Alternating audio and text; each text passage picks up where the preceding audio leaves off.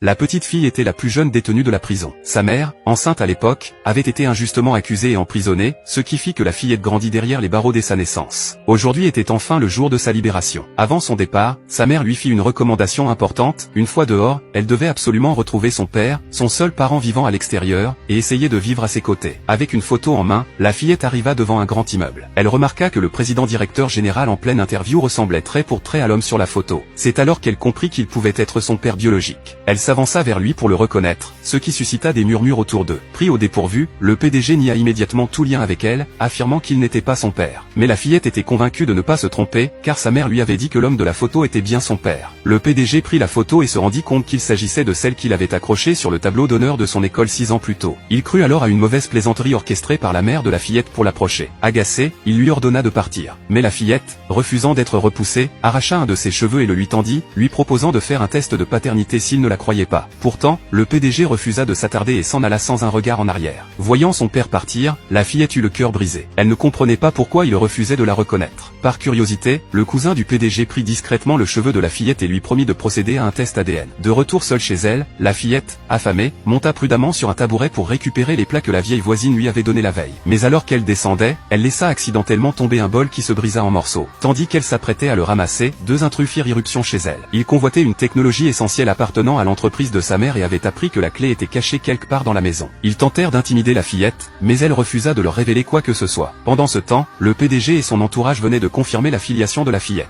Ils décidèrent donc de la ramener chez eux. De son côté, la fillette subissait des menaces constantes, mais elle restait intraitable et serrait un cadre photo contre elle. Enragée, l'une des intruses lui donna une violente gifle, ce qui fit tomber le cadre au sol. À leur grande surprise, la clé tant convoitée s'y trouvait cachée. Réalisant qu'elle ne leur était plus d'aucune utilité, ils décidèrent de la tuer pour effacer toute trace. C'est à ce moment critique que le PDG et son équipe arrivèrent juste à temps.